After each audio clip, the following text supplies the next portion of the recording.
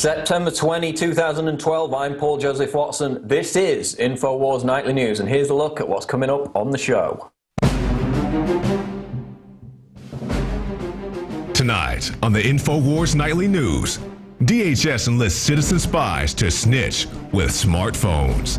Then, Eric Holder plays crossing guard as Fast and Furious runs over the Fall Guy. Plus, GMO creates mutant mice in France. All that and secrets of Dread leaked, coming up on the INFOWARS Nightly News.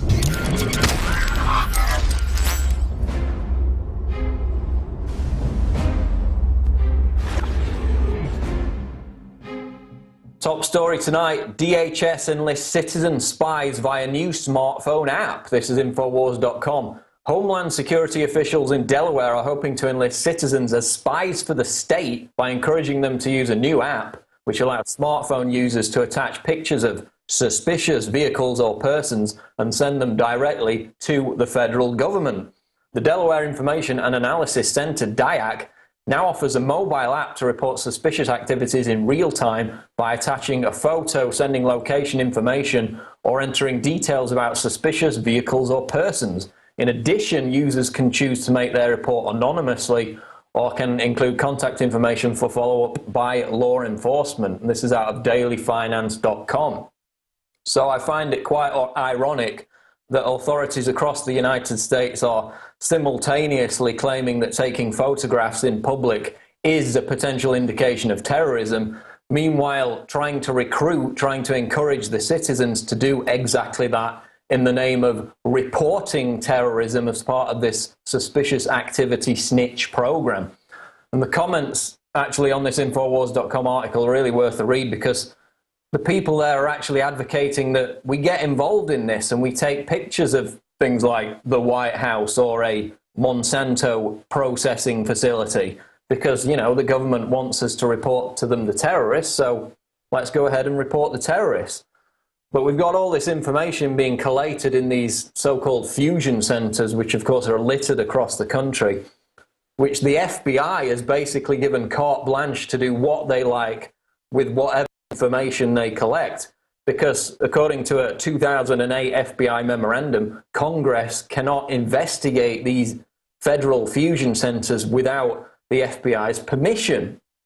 And in addition, the employees of those fusion centers who may use the information to harass, surveil innocent people for completely asinine reasons, they're also immune from taking responsibility for their actions under the same FBI memorandum.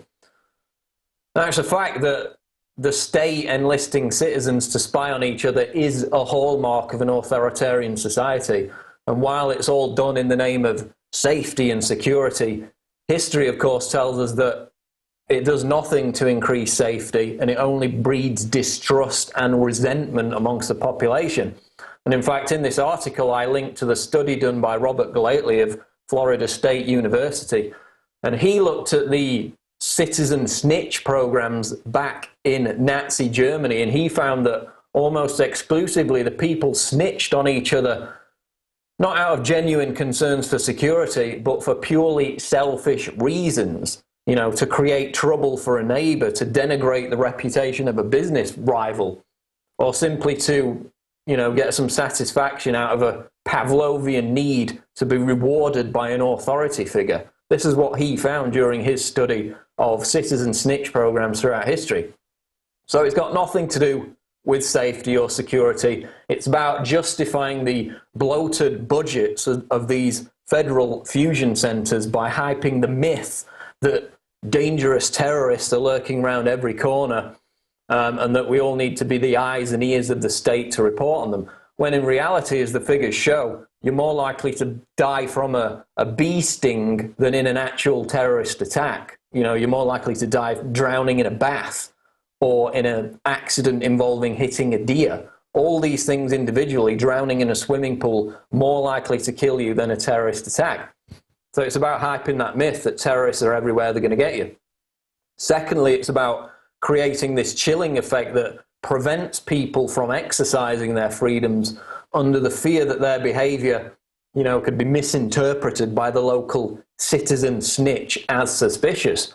So if you want to live in a society where every neighborhood has its local tattletale who reports spurious, suspicious behavior to the authorities, then go and live in North Korea. This is anti-American down to its very core. And as an indication of just what type of suspicious behavior is actually going to be tracked by these kind of programs, we move on to our next story. DOJ-funded training manual lists bumper stickers as terrorism. A leaked training manual used in the state and local anti-terrorism training SLAT program for law enforcement and funded by the Department of Justice lists political bumper stickers expressing opposition to the United Nations and support for the Bill of Rights as indications of terrorist activity. You heard it right.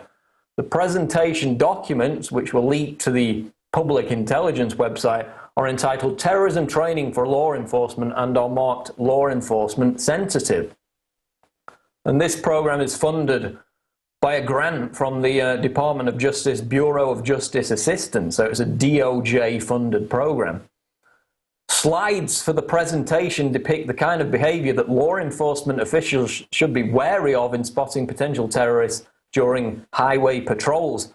And if you click on this article on INFOWARS.com, you can see some of the slides that are included in this presentation. And it's what the DOJ classifies as terrorist activity. This is what they're telling the police is suspicious, potentially terrorist activity. And we'll get to the bumper stickers in a minute, but my favorite has got to be this.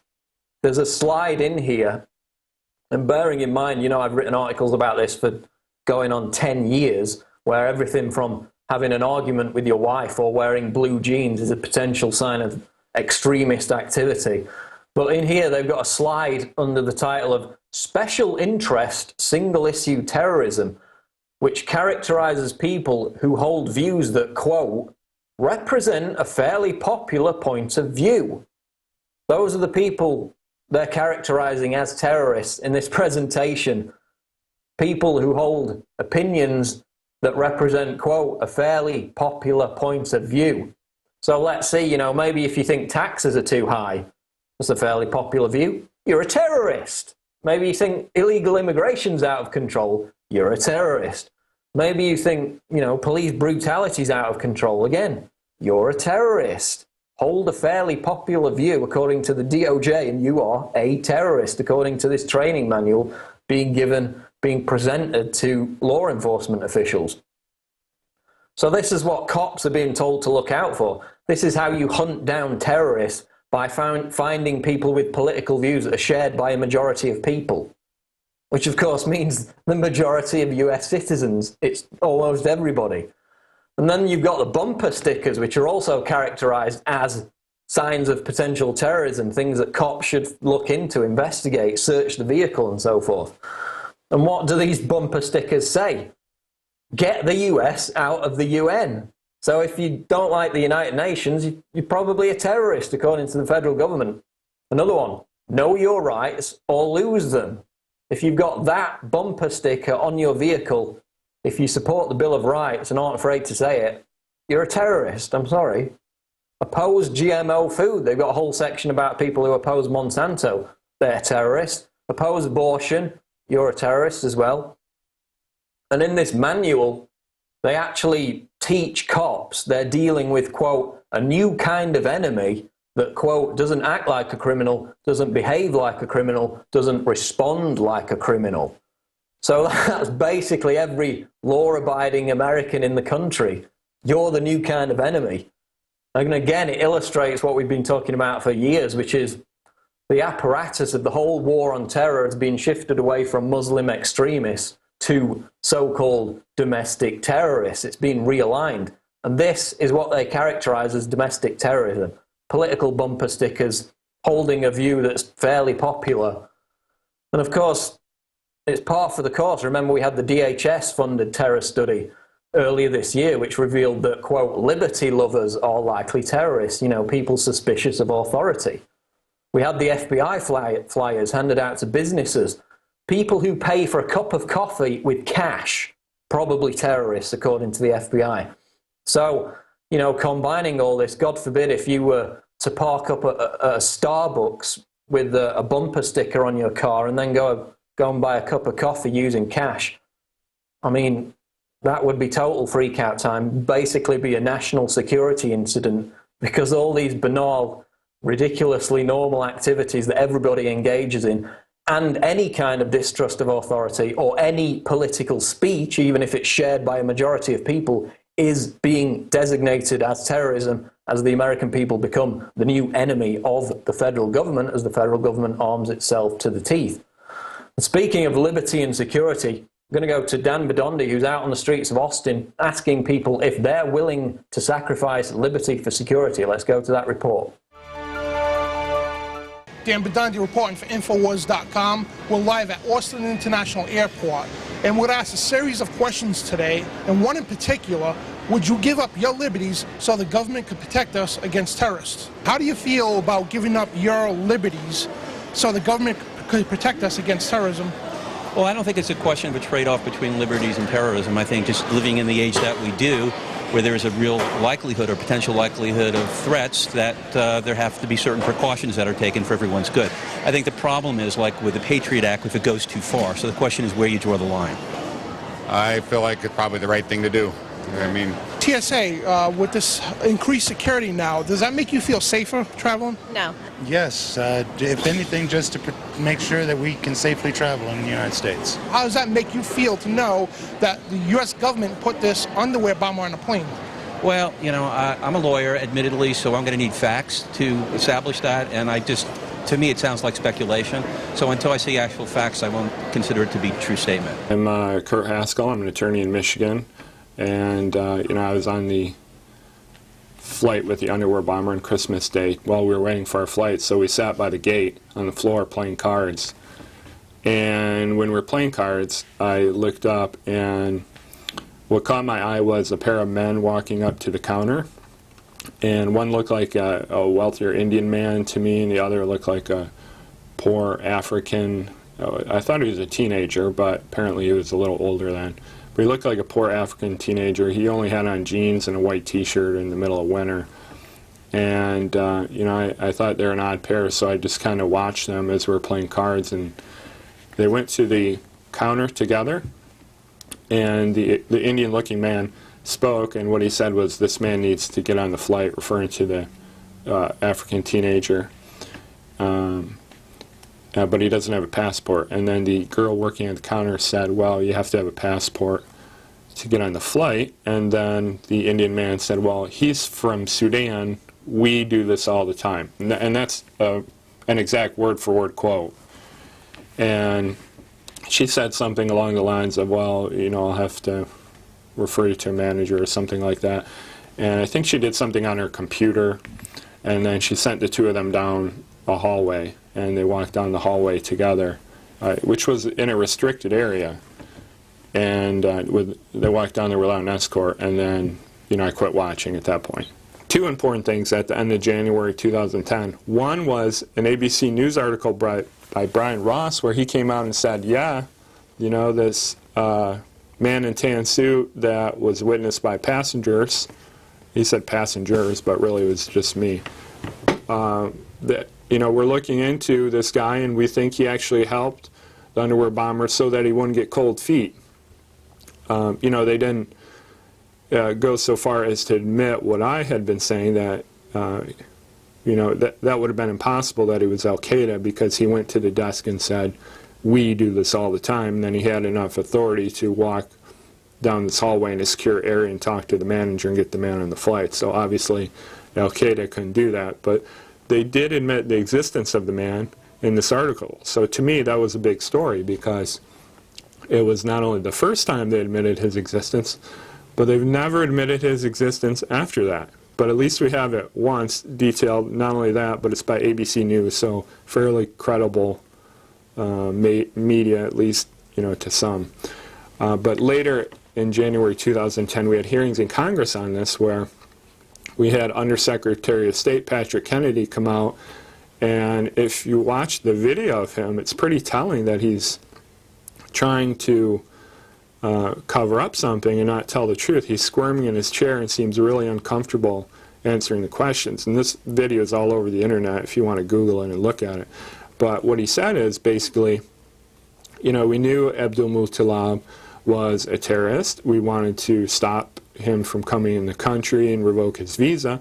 There have been numerous cases where our unilateral and uncoordinated revocation of a visa would have disrupted important investigations that were underway by one of our national security partners. They had the individual under investigation, and our revocation action would have disclosed U.S. government's interest in that individual and ended our colleagues' ability, such as the FBI, to pursue the case quietly and to identify terrorist plans and co-conspirators. But we had a request. Okay, research lawyer Kurt Haskell and also INFOWARS.com. We interviewed him several times. Right. And but there are lots of conspiracy theorists out there, lots of information that's totally incorrect, and so that may be very incorrect. I mean, what if you did the research and you come to find out this is true, which is on record? Now, if you found out this is true, how would you feel at that point? Well, it's a hypothetical question. You're asking a lawyer, so he's not going to answer a hypothetical question. You know, again, it's a trade-off in terms of fundamental rights and also things you need to do to protect yourself in a very frightening age. All right, thank you, sir. Sure. Well, luckily they were able to catch him before he could do any damage, and you know, everybody makes mistakes. Just hope that nobody gets hurt in the process. You also realize that these naked body scanners, even though they say they don't store, record, transmit it, right in the AIT training manual, it says we record, store, and transmit your images for training purposes only.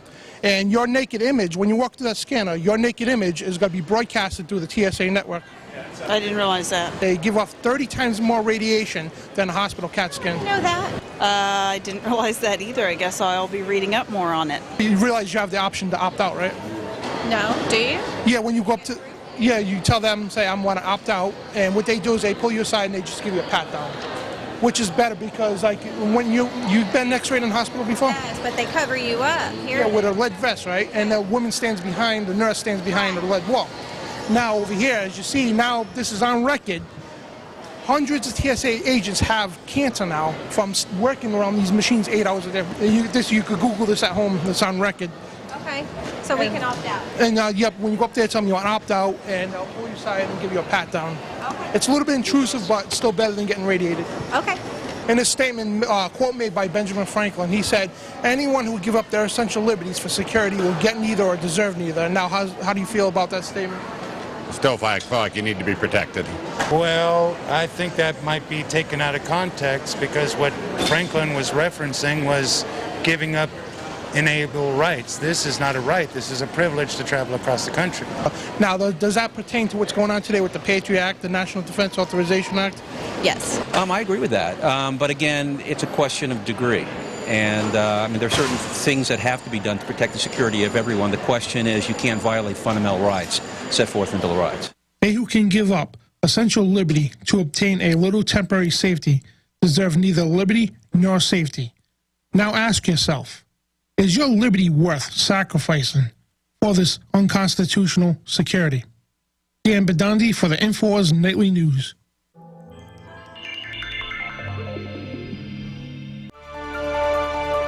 France launches major investigation into GMOs following tumor study. This is Anthony Gucciardi out of naturalsociety.com.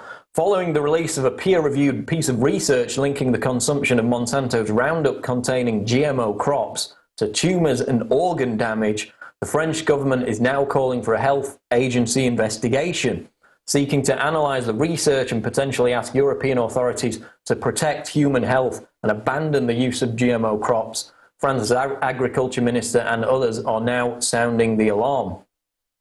And the interesting thing, of course, we've been covering this study for the past couple of days, is the fact that it's the first of its kind to monitor the effect of GMO crops on rats throughout the whole lifespan of the rats. So it took 4 months in this study for the tumors and the cancers to be noted to appear in the rats, which is interesting because all the previous studies that Monsanto has pointed to as evidence that GMO was safe only monitored the effect of these same crops on rats up to 90 days. So the very first study that goes beyond that 90-day period, which Monsanto kept pointing towards saying it's safe, is the first study to give us damning evidence of the fact that genetically engineered food kills. And it's evidence that eviscerates all these claims by Monsanto that it's supposedly safe, because they were all based on the previous 90-day rule, whereas this goes beyond it, and beyond that 90-day point is when the tumours appeared in the rats. So now France is launching this new investigation. Of course, they just decided to maintain the ban on a different type of Monsanto GMO maize. And basically, Monsanto's getting its butt kicked all over Europe. It's being strangled out of the European marketplace. And it's a massive victory for health freedom. The problem is that Monsanto is so dominant in America, thanks in part to the Obama administration, who made sure that all the former Monsanto executives got cushy, influential posts within the FDA. But the problem is that the GMO feed is still being exported from America to Europe and other countries around the world. It's being eaten by the livestock and then obviously passed on to humans. So that's why Prop 37, which we've covered before on INFOWARS Nightly News, in California is more important than ever. This, of course, is the effort to force GMO companies, notably Monsanto, to label GMO food. And it really represents a pretty huge nail in the coffin of Monsanto's business model going forward. If this gets passed, then basically it could be the start of them going out of business. Because once people know about the trash that's in their food, then they're going to stop buying it eventually. So again, it's positive news on the health front, and we really need to celebrate these victories when they do happen. Of course, in Europe also, earlier this week, we had naked X-ray body scanners being banned throughout Europe as dangerous to health. That was a major victory. And now Monsanto, also in Europe, is very much on the ropes, and we're winning. And on the subject of Prop 37 in California, here's Dennis Kucinich explaining why it is so important during a speech he gave in front of Congress. In 1992, the Food and Drug Administration decided that genetically modified organisms were the functional equivalent of conventional foods. They arrived at this decision without testing GMOs for allergenicity, toxicity, antibiotic resistance, and functional characteristics. As a result, hundreds of millions of acres of GMO crops were planted in America without the knowledge or consent of the American people. No safety testing, no long-term health studies. The FDA has received over 1 million comments from citizens demanding labeling of GMOs. 90% of Americans agree. So why no labeling? I'll give you one reason. The influence and the corruption of the political process by Monsanto. Monsanto's been a prime mover in GMO technology, a multi-million-dollar GMO lobby here, and a major political contributor. There is a chance that Monsanto's grip will be broken in California, where a GMO labeling initiative is on the ballot. And here in Congress, my legislation, H.R. 3553, will provide for a national labeling bill. Americans have a right to know if their food is genetically engineered. It's time for labeling. China versus Japan, shooting war, economic war, or war of words. This is out of the George Washington blog. The conflict between China and Japan over a small chain of disputed islands called Senkaku by Japan and Diaoyu by China is fluid. Here are some of the key recent events in this dispute. Japan's ambassador to China died mysteriously, and China's police used tear gas and water cannons on anti-Japan protesters. A senior advisor to the Chinese government has called for an attack on the Japanese bond market to precipitate a funding crisis and bring the country to its knees. And then, of course, we had the Chinese hackers launching the hack attacks on Japanese government websites. We had the US Secretary of Defense, Leon Panetta, saying that the conflict could represent a drift towards war. We had the top Chinese military general ordering his forces to, quote, prepare for combat. So massive escalation in tensions over the past week. And if you want a general overview of what's behind this China-Japan conflict, this is an excellent article to use as a starting point. And basically what it boils down to is this. China and Japan hate each other. Their citizens hate each other. They have for the past, 100 years or whatever. Major massacres carried out by Japan in China, notably the Nanjing massacre killed 300,000 people. They hate each other's guts. They always have done. But both governments exploit this hatred amongst their population for their own political ends on a regular basis. And it appears as though a lot of these anti-Japanese protests in China, torching cars, Japanese-made cars, attacking Japanese restaurants, which are owned by Chinese people, that shows you how stupid these Mao placard-carrying demonstrators are, actually attacking businesses that are owned by Chinese people just because it's like a Japanese sushi restaurant. The fact is, a lot of these riots have been directly provocateured and funded by the Chinese Communist Party. You've had whole groups of people who've been bussed in from Beijing to other cities to riot and cause all this havoc. China's basically putting on a show of posturing. I don't think for a second that it's ever likely to go to war over these tiny islands, certainly on China's behalf and also Japan. But what it is doing, it's testing the resolve of the United States alliance with Japan for future reference. I mean, China's holding all the cards here. They can crash the Japanese economy on a whim, as they've threatened to do this week. They can crash the US dollar. So the fact that these riots in China are being funded and organized by the Chinese government itself in many cases shows you that the communists are putting on a kind of geopolitical stage show and firing a warning shot diplomatically both to Japan and the United States. So while this situation, the immediate situation, will probably, peter out in the next few weeks, it will be looked back on in future as one of the opening salvos of what seems inevitable in a decade or two, which is what many people have talked about for years, the direct military confrontation between the US and China. Because remember, the US military-industrial complex considers the economic rivalry of the BRIC nations, Brazil, Russia, India, China, as itself an act of economic warfare and military warfare. So while this may continue to simmer locally with these islands over the short term, long term it's going to explode into a huge regional war because the neocons, the PNAC people, the US military-industrial complex will not tolerate China dominating the world. And they've already said in their own documents that they're willing to go to war to prevent that from happening. So this is just the first conflagration of a major regional war that's set to take place probably in the midterm future, unfortunately. But for the moment, expect this island dispute to peter out. Moving on now to the Middle East. Report, never an anti-American protest in Benghazi, only a planned attack. This is out of the Weekly Standard. CBS reports this morning that witnesses are saying that there was never an anti-American protest outside the consulate in Benghazi, Libya. Instead, they say it came under planned attack. That is in direct contradiction to the administration's account of the incident. What's clear, the CBS reporter concludes, is that the public won't get a detailed account of what happened until after the election.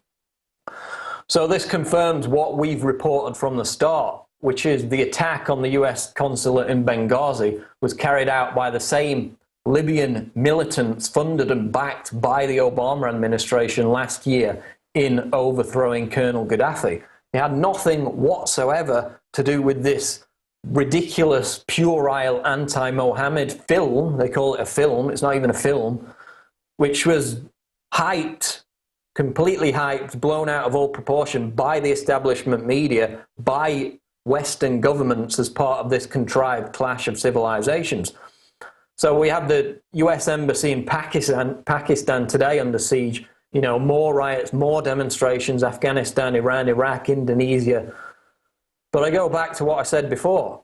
Where were the mass riots after 1 million Iraqis were killed?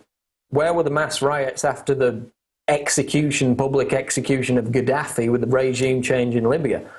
You've got huge numbers of Muslims being manipulated into expressing outrage over a badly made 13-minute YouTube clip. Remember, it's not a film. No one's actually seen a full-length film.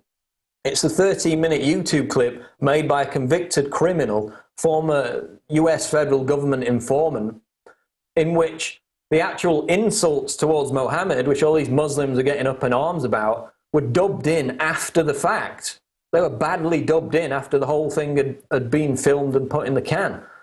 So all these Muslims laying siege to embassies across the Middle East, you know, Asia, North Africa, they either haven't actually seen the film, the shoddy YouTube clip that's not even a film, or they're just stupid. A lot of them are being told, ordered by their clerics and their religious leaders and people like the leader of Hezbollah to go out and riot. And they haven't even seen the film. They don't even know what they're rioting about. They're just happy burning US flags.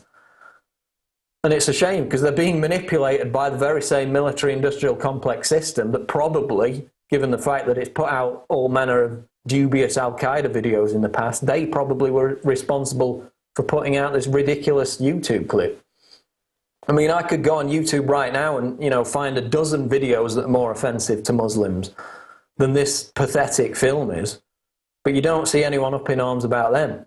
Why? Because it's a contrived media creation. It's designed to provoke chaos, designed to further radicalize, and it's designed to grease the skids for further military intervention in the Middle East.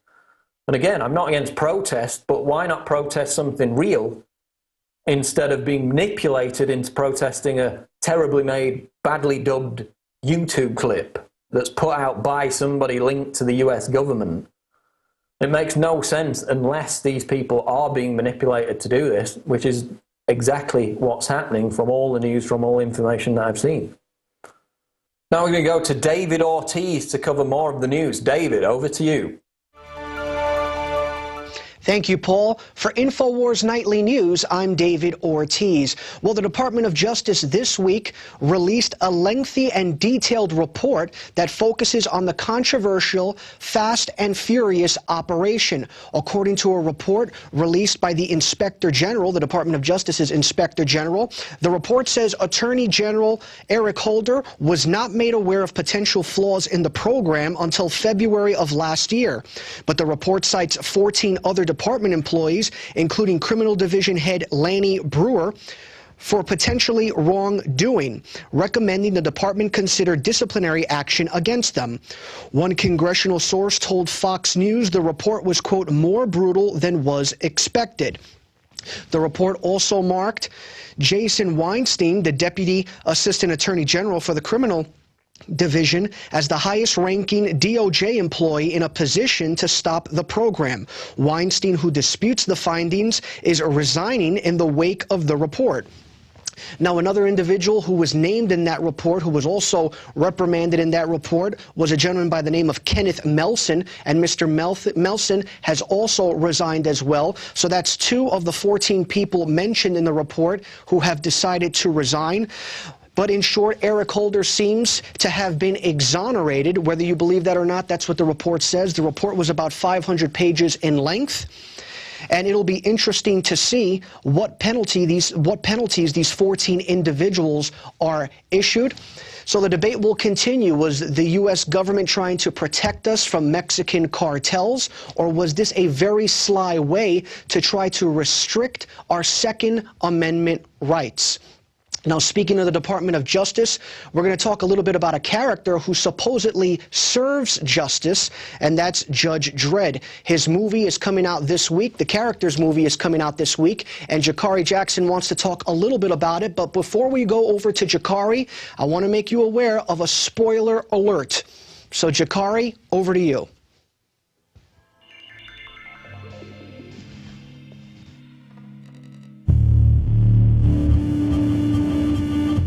Judge Joseph Dredd has come to the screens once again, this time the adaptation simply titled Dredd. I'm Jakari Jackson for the INFOWARS Nightly News.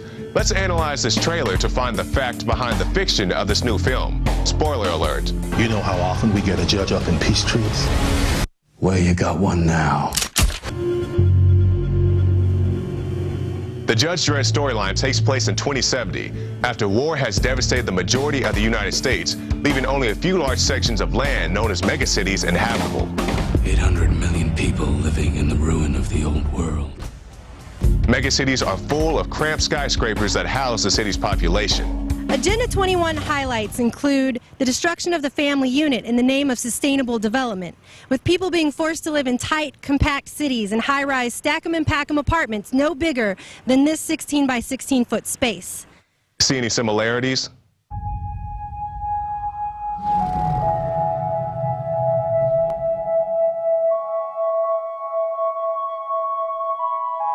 There we saw a drone patrolling the city skies. Now this is probably the least futuristic aspect of the entire trailer, mainly because there are drones patrolling the U.S. skies right now. It wasn't long ago that it was said that drones in the U.S. would be unarmed, but even relatively small law enforcement agencies have been able to secure them for their own purposes. This one's even designed to carry weapons. You'd have a stun baton where you can actually engage somebody. Let's take a look now at a judge's uniform. Black, heavy armor, with a helmet that doubles as a mask. Back in 1977, when Judge Dredd first debuted, it was considered science fiction for police to dress like this. Now, in cities such as Colorado Springs, it's standard issue. Also, take note of a judge's lawgiver, a biometric firearm that can only be fired by its designated user. A modification that the New Jersey Institute of Technology has been developing for years. Now, it's important to point out that even though judges are charged with executing, quote, law, they are not police. Judges came into power at the end of the 21st century when they overthrew the U.S. Constitution. But I'm sure nothing like that could ever happen in our time.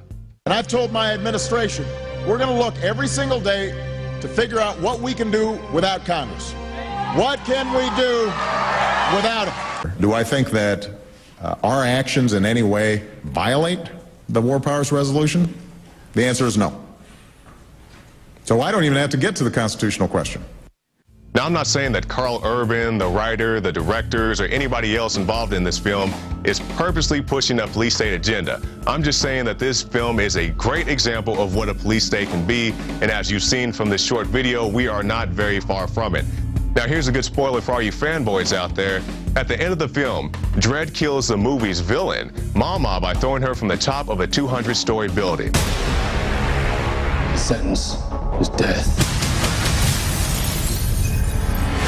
Dredd has already been released in the UK and is set for release here in the States at the end of September. I'm Jakari Jackson for the InfoWars Nightly News. I'm the law.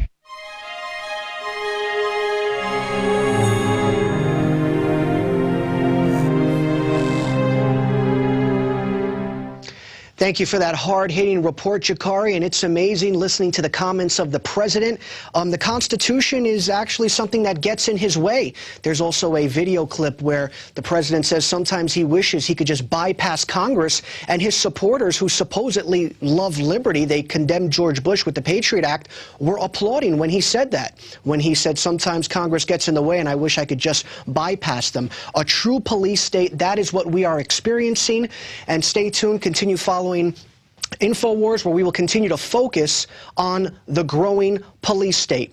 Now, in other news, as if we didn't already know that Jerry Sandusky is a deeply, deeply disturbed human being, another individual is coming out and saying that Mr. Sandusky not only molested him, but oversaw a 4-man child pedophile ring, which encompassed New York, New Jersey, and Pennsylvania, according to Greg Bucciaroni, who is now 48 years old. He was introduced to Mr. Sandusky through Sandusky's Second Mile charity in Pennsylvania, and Mr. Bucciaroni describes himself as a child prostitute who was used by a pedophile ring, which included Sandusky, Phil Foglietta, who is now deceased Philadelphia businessman Ed Savitz, and former Wharton School of Business professor Lawrence Scott Ward. This is according to the New York Daily News. So he's saying that Mr. Sandusky not only molested him, but oversaw a 4-man child pedophile ring, and he submitted a letter to authorities who are investigating a large-scale child molestation case at Poly Prep School in Brooklyn. Now, that case is eerily similar to what happened at Penn State.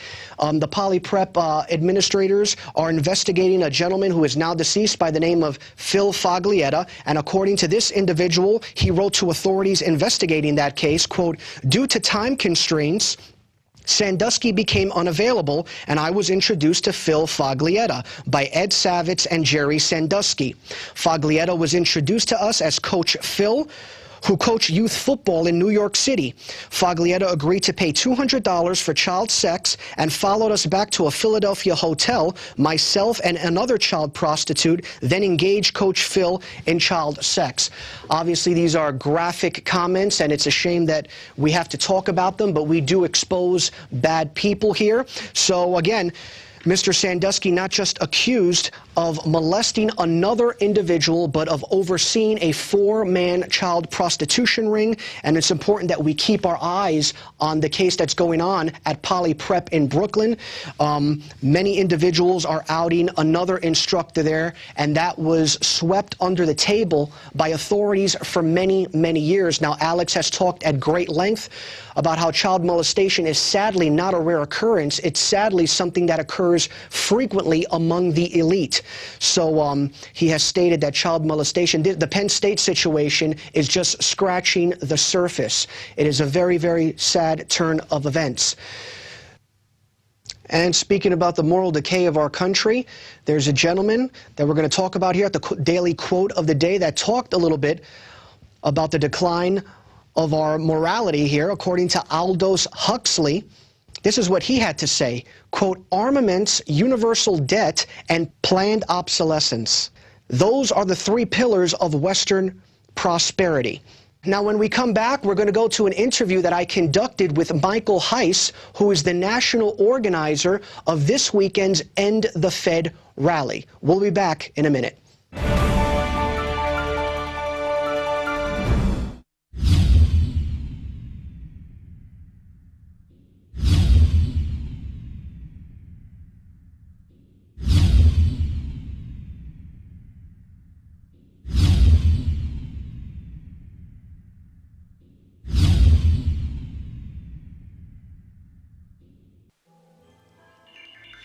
Alex Jones here with a message that could revolutionize health in this country. Going back about 1.5 years ago, I began to learn about the incredible health effects of longevity products. Aaron Dykes lost 92 pounds. We're going to show you some before and afters.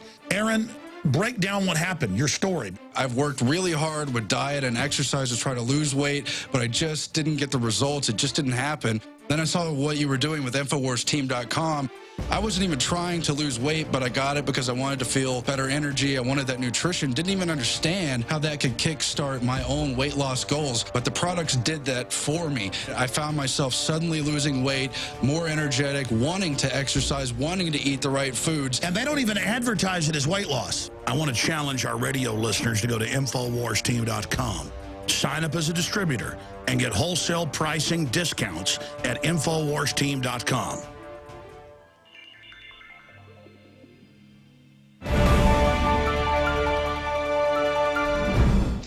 Welcome back. Well, right now I'm joined by Michael Heiss. Michael Heiss is the national organizer for this weekend's National End the Fed rally. It's taking place at many locations throughout the country.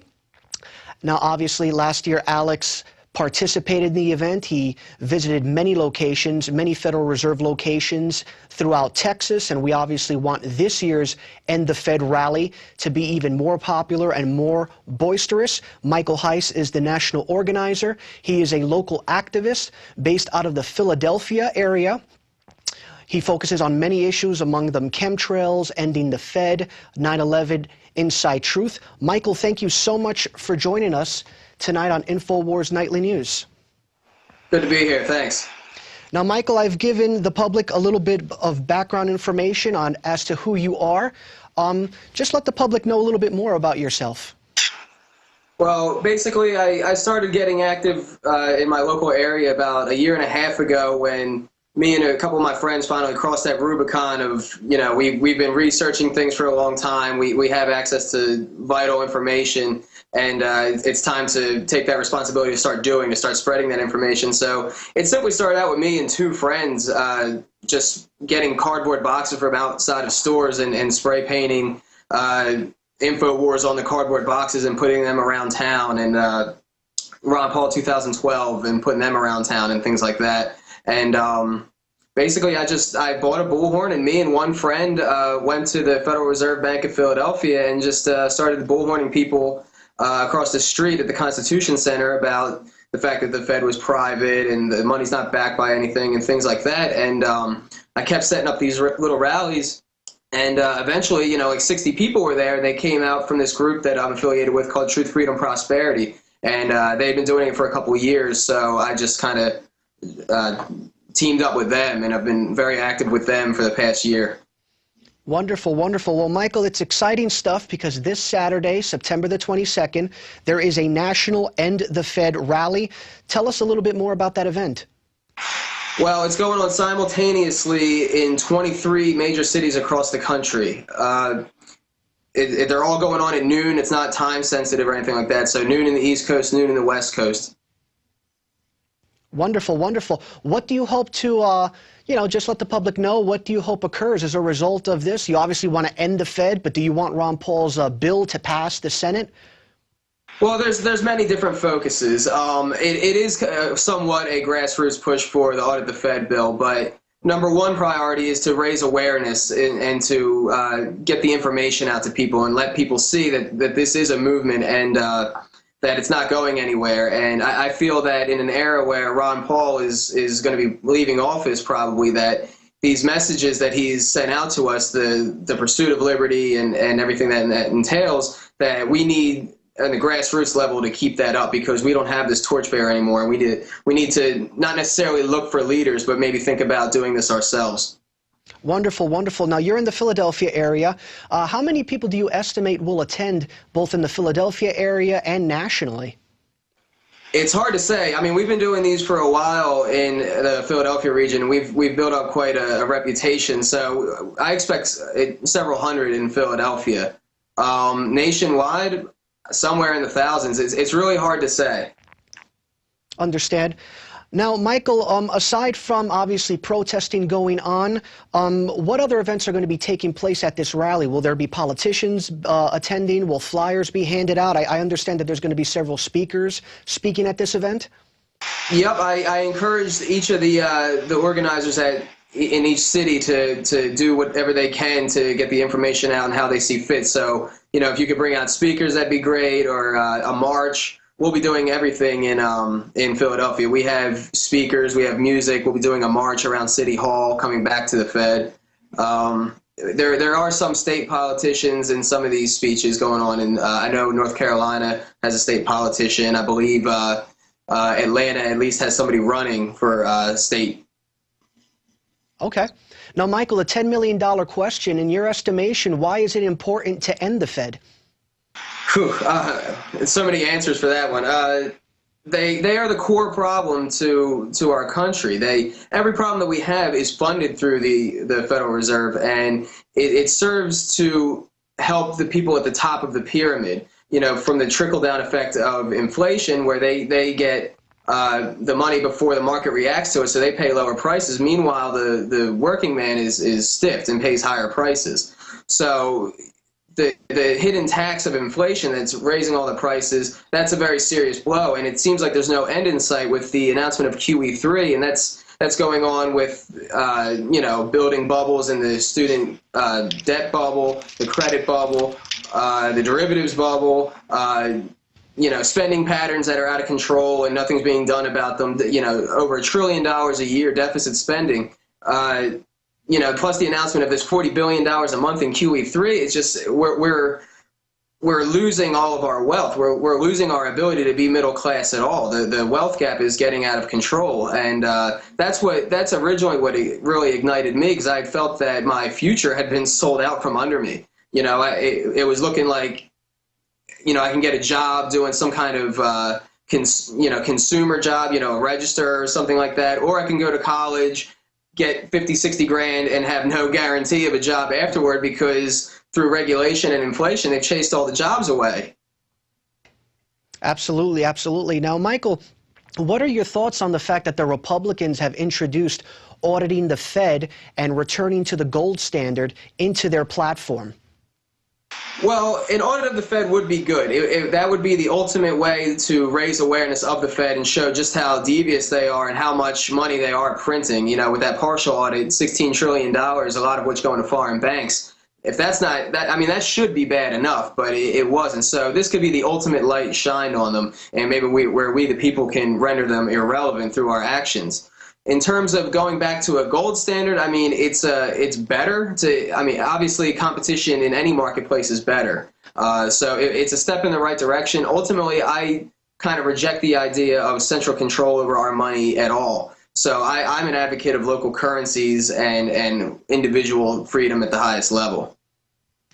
Now, Michael, what type of media attention do these rallies usually receive from the, first of all, just media attention, period, but then also from the mainstream media? What type of feedback do you get from the media when in relation to last year's rally and this upcoming rally?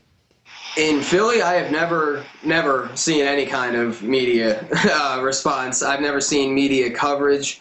I mean, you know how it is. They don't want to cover these issues. It doesn't serve their interest to cover these issues and to be fair. So I've never really seen any kind of media response. I haven't gotten contacted by anybody in any mainstream media as far as covering this event. What type of advancement has the End the Fed movement made?